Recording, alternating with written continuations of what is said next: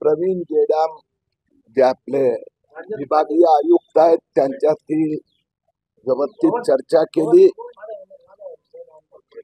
100 बांगलादेशी म्हणजे उदाहरण म्हणून 100 बांगलादेशी यांनी खोटे कागदपत्र देऊन तहसीलदारची फसवणूक करून भारतात मालेगावला जन्म झालाय असं त्यांनी प्रमाणपत्र घेतले आहे।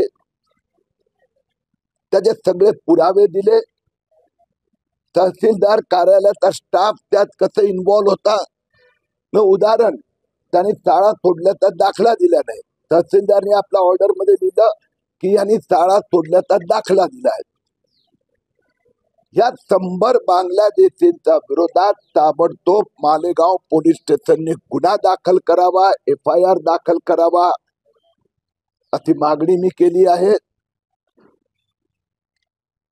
जो रोग किंवा घोटाळा विधानसभा निवडणुकीच्या काळात ज्याचा केंद्रबिंदू मालेगाव आहे।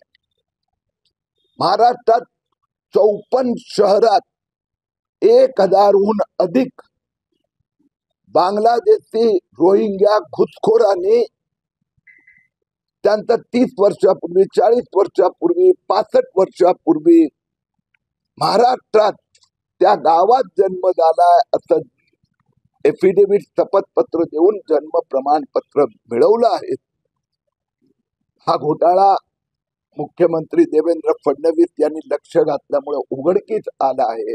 त्याचा पाठपुरावा करण्यासाठी आता मी मालेगावला जाणार आहे।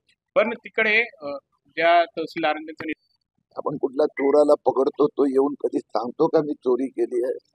इथं पुरावेच दिलेले आहेत। आणि ह्याच्यापेक्षा जास्त 3977 लोकांना 2024 मध्ये तहसीलदारांनी प्रमाणपत्र दिलं, रजिस्टर बनवले, त्यात 1106 लिहिलेले आहेत। हे पण पुरावे दिले।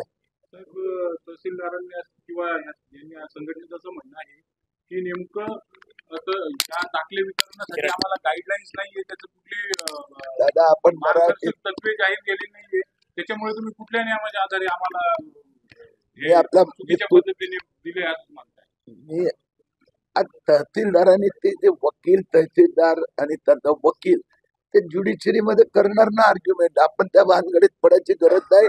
मी पुन्हा एकदा एक उदाहरण तुमच्या माहितीसाठी दिलं महाराष्ट्रात की तहसीलदारांनी आपल्या आदेशात लिहिलं आहे की इस्माईल खान कुरेशी की जे कोण आहेत शाळा सोडल्याचा दाखला दिला आहे। पण ते इस्माईल खान त्यांनी जे आवेदन दिलं होतं त्या शाळेचा दाखला नव्हता। म्हणजे याला फोर्जरी फ्रॉड चिटिंग नाही, हा देशद्रोहाचा गुन्हा आहे।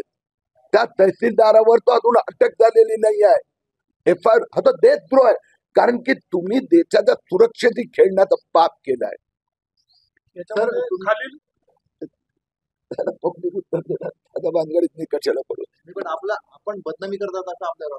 अरे दादा, बांगलादेशी रोहिंग्यांना भारतात घुसवणं, त्यांना जन्म प्रमाणपत्र देणारे जे कटकारस्थान करणारे लोक आहेत त्यांच्या विरोधात कारवाई। आणि हे 2,14,000 तर मी पुरावे दिलेले आहेत। म्हणून कुठला राजकारणी वोट जिहाद, वोट बँक म्हणून या दृष्टिकोनातून बघतात।